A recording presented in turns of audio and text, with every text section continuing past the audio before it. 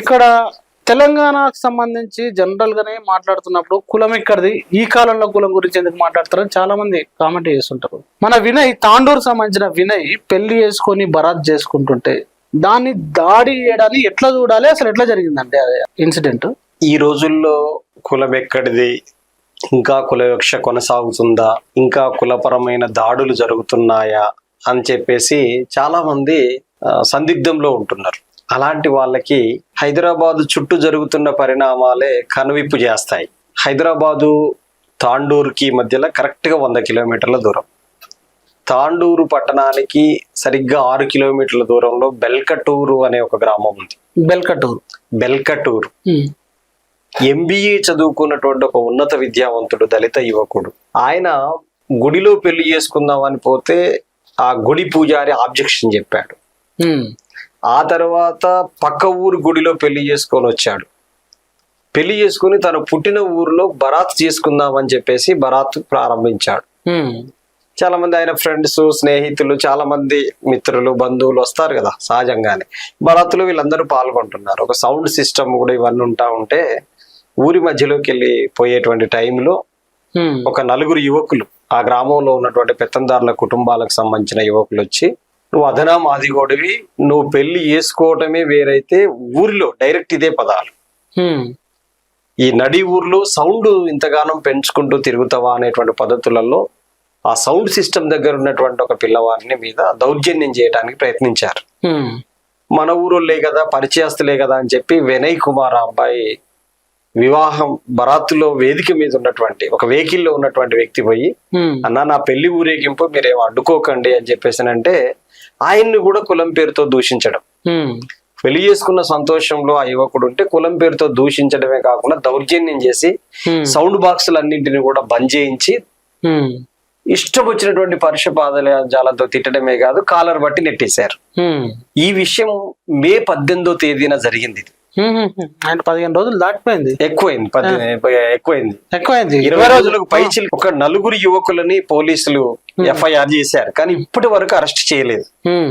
Arrest చేయకపోతే నేను చదువుకున్న విద్యావంతుణ్ణి, MBA వరకు చదివాను, నాకే ఈ పరిస్థితి ఎదురైతే సామాన్య దళితుల పరిస్థితి ఏమిటి అని చెప్పేసి ఆ యువకుడు అక్కడ ఉన్నటువంటి సామాజిక ప్రజా సంఘాలు, KVPS, CITU, వ్యవసాయ కార్మిక సంఘ నాయకులను వచ్చి కోరాడు. నాకు ఈ పరిస్థితి ఎదురైంది, నేను చదువుకున్నప్పటికీ కూడా నేను ఊర్లో స్వేచ్ఛగా ఈ 78 ఏళ్ల స్వాతంత్రం తర్వాత కూడా స్వేచ్ఛగా ఊరేగింపు చేసుకోకూడదా, నాకు ఇట్లాంటి అవమానం జరిగిందని చెప్పేసి కంటనీరు పెట్టుకునే విధంగా వీళ్ళ దగ్గర అప్రోచ్ అయ్యాడు. ఈ KVPS ఇట్లాంటి సంఘాలతో పాటు మిగిలిన దళిత సంఘాలన్నీ కూడా ఐక్యంగా ఇది తప్పు అనేటువంటి పద్ధతులలో తాండూరు DSP గారికి రిప్రజెంటేషన్ ఇచ్చారు, SP గారికి ఇచ్చారు. ఏ పద్ధతుల్లో ఇచ్చినా సాధ్యం కాలేదు. వాళ్ళు ఏమి అరెస్ట్ చేయట్లేరు, ఇప్పటి వరకు రిమాండ్ చేయట్లేరు, FIR మాత్రం చేశారు. ఒక పెళ్లి బరాత్తును అడ్డుకున్నటువంటి యువకులను పరుష పదజాలంతో తిట్టినటువంటి వాళ్ళు, కులం పేరుతో దూషించినటువంటి వాళ్ళ ఎడల తాండూరు DSP అనుసరించినటువంటి వైఖరి చాలా దుర్మార్గకరంగా ఉంది. అంటే ఇలాంటి దాంట్లో అసలు ఇలాంటి సంఘటనలు జనానికి తెలవడమే బాగా లేట్ అవుతుంటాయి. చాలా సంఘటనలు, ఏ సంఘటన తీసుకున్నా అసలు కుల ఉన్మాద దాడులు అనేటివి జనానికి తెలవడము, అది ఒక సోషల్ మీడియా రూపంలో బయటకు రావడమే చాలా లేట్ అవుతుంది. ఇట్లా లేట్ అయ్యి జనం స్పందించిన దాని మీద కూడా పోలీస్ వ్యవస్థ సరైన పద్ధతిలో వాళ్ళు స్పందించిన తీరుని ఎట్లా చూడాలి? స్పందించకపోవటం పైగా న్యాయం కావాలి, బాధితుడికి అన్యాయం జరిగింది, కులం పేరుతో దూషించారు, తక్షణమే ఆ పెత్తందారుల యువకులు ఎవరైతే ఉన్నారో వాళ్ళు అరెస్ట్ చేయండి అని చెప్పేసి పెద్ద ఎత్తున ఆందోళన చేస్తా ఉంటే వాళ్ళ మీదను దౌర్జన్యానికి పాల్పడ్డలో 4 మీద FIR అయితే ప్రజా సంఘాల నాయకులు, KVPS నాయకులు వీళ్ళందరిపై 6 మీద FIR చేశారు DSP గారు. మీ పైన ఎందుకు చేశారు? మా వాళ్ళ పైన ఎందుకు చేశారంటే మా వాళ్ళు న్యాయం అడుగుతున్నారు, బాధితుడికి బాసటగా నిలుస్తున్నారు. DSP మాత్రం ఉద్దేశపూర్వకంగానే పెత్తందారుల యువకులు ఎవరైతే ఉన్నారో దౌర్జన్యం చేసినటువంటి దుండగులకు అండగా నిలబడుతున్నాడు DSP. కానీ బాధితుల తరపున నిలబడుతున్నటువంటి వారి మీద 6 పైన కేసు పెట్టాడు ఈ రోజు. అందుకని ఈ ఘటన విషయంలో, ఈ ఘటన జరిగింది ఎక్కడ? ముఖ్యమంత్రి గారి సొంత జిల్లా. ఈ ఘటన జరిగింది ఎక్కడ? మన స్పీకర్, అసెంబ్లీ స్పీకర్ ఉన్నటువంటి గడ్డం ప్రసాద్ గారి జిల్లా. అందుకని ఈ వీళ్ళు ప్రాతినిధ్యం వహిస్తున్నటువంటి ఈ జిల్లాలోనే ఈ రకమైనటువంటి వివక్ష దౌర్జన్యం జరిగితే ఇంతవరకు స్పందించకపోతే ఇది ఏమి ప్రజాపాలన అనుకోవాల్సి వస్తుంది. స్పందించకపోవడమే కాదు, అసలు మళ్ళీ ఈ అన్యాయం ఏంది అని ప్రశ్నించిన వాళ్ళ మీద కేసులు పెట్టడం అనేటువంటిది ఎటువైపు దారితీస్తుంది. అందుకని ఒక ముఖ్యమంత్రి గారు ఒక స్పీకర్ ప్రాతినిధ్యం వహిస్తున్న జిల్లాలోనే ఈ కులవివక్ష ఈ దౌర్జన్యం జరిగితే ఇంకా మిగతా ప్రాంతాలు ఏమిటి? ఒకటి విద్యావంతుడు ఉన్నత విద్యావంతుడైనటువంటి యువకుడికి బరాత్ జరుపుకునే హక్కు లేదు. ముందు గుడిలో పెళ్లి చేసుకునే హక్కు లేదంటారు, తర్వాత బరాత్ చేసుకునేటువంటి హక్కు లేదంటారు.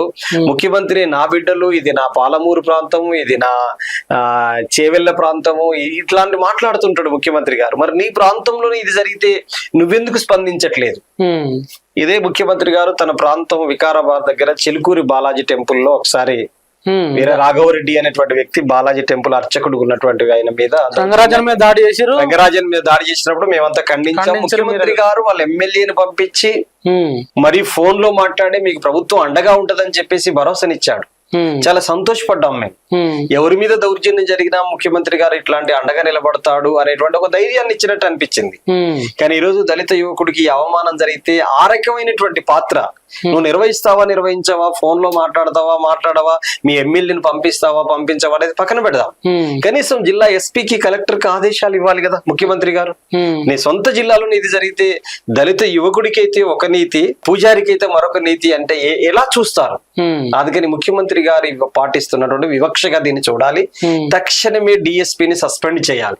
డిఎస్పీని తక్షణమే సస్పెండ్ చేయాలి. ఎందుకంటే మీరు జస్టిస్ పుల్లయ్య కమిషన్ సిఫారసులు చూసినా గానీ, అట్లాగే SC ST atrocity prevention act ప్రకారంగా చూసినా గానీ తక్షణమే నిందితులకు ఉన్నటువంటి వాళ్ళని రిమైండ్ చేయాలి.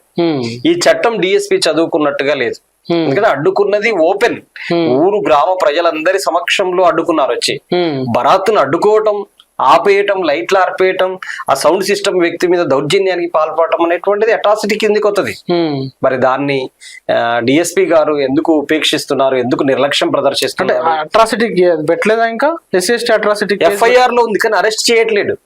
ఎఫ్ఐఆర్ లో ఉంది, ఎఫ్ఐఆర్ కాపీ ఉంది, ఎఫ్ఐఆర్ లో ఉంది, కానీ ఎందుకు రిమాండ్ చేయట్లేదు? ఎందుకు ఉపేక్షిస్తున్నాడు? ఎందుకు ఉదాసీనంగా ఉంటున్నాడు? తేల్చి చెప్పాలి సమాజానికి. ఎందుకంటే చట్టాలు అనేటువంటి ఎవరికి చుట్టాలు కాదని చెప్పి మీరే చెప్తున్నారు. మరి ఇప్పుడు ఈ చట్టాన్ని ఎవరికి చుట్టంగా మార్చాలనుకుంటున్నాడు డిఎస్పీ నిర్లక్ష్యం ప్రదర్శిస్తే పైన ఎస్పీ ఎందుకు స్పందించట్లేడు?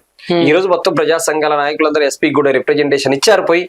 కానీ వినయ్ కుమార్ యొక్క మనోవేదన ఎంత సీరియస్ గా ఉంటది. ఒక ఉన్నత విద్యావంతుడు, నేను ఇంత ఈ 78 ఏళ్ల స్వాతంత్రం తర్వాత 75 ఏళ్ల రాజ్యాంగం తర్వాత నాకు బరాత్ చేసుకునే హక్కు కూడా లేదా?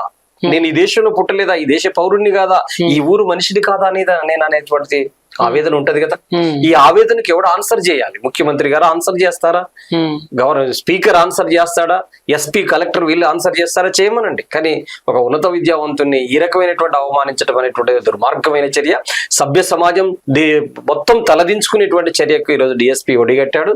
తక్షణమే పెత్తందారులను అరెస్ట్ చేయాలి. అదే విధంగా ఎవరైతే ప్రజా సంఘాల నాయకుల మీద అక్రమ కేసులో న్యాయం కావాలని అడిగితే న్యాయం అడిగిన వాళ్ళ మీద అక్రమ కేసులు ఏమిటి? అన్యాయం చేసిన వాళ్ళని అరెస్ట్ చేయాలి. వీళ్ళ మీద ఏం కేసు పెట్టారు? వీళ్ళ మీద న్యూసెన్స్ చేశారు. ఈ రోడ్డును ఆందోళన చేసిన సందర్భంగా న్యూసెన్స్ చేశారు అనే పద్ధతులలో కేసులు పెట్టారు. అందుకనే ఎవరైతే ప్రజా సంఘాల నాయకుల మీద పెట్టినటువంటి అక్రమ కేసులను ఎత్తివేయాలి. నిందితులను తక్షణమే రిమాండ్ చేయాలి, అరెస్ట్ చేసి రిమాండ్ చేయాలి.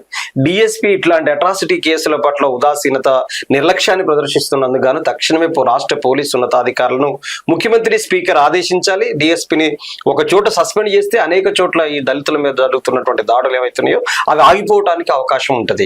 ఇలాంటి డిఎస్పీలు ఉంటే ఈ దాడులు మరిన్ని పెచ్చరిల్లేటువంటి అవకాశం ఉంది. కాబట్టి డిఎస్పీని కూడా సస్పెండ్ చేయాలనేటువంటిది కులవివక్ష వ్యతిరేక పోరాట సంఘంగా మేము డిమాండ్ చేస్తున్నాం. ఆ బాధితుడికి ఎంతకాలం న్యాయం జరిగితే ఇంకెన్ని అక్రమ కేసులైనా కేవీపీఎస్, ఇతర సిఐటియు, సామాజిక సంఘాలు, వ్యవసాయ కార్మిక సంఘం, ఈ మిగతా సంఘాలు కూడా ఎంఆర్పిఎస్ చాలా సంఘాలు వచ్చాయి. వాళ్ళందరినీ కలుపుకొని కూడా ఆ బాధితుడికి న్యాయం జరిగేంత వరకు, నిందితులను అరెస్ట్ చేసేంత వరకు, డిఎస్పీ మీద యాక్షన్ జరిగేంత వరకు కేవీపీఎస్ ఉద్యమిస్తూనే ఉంటది.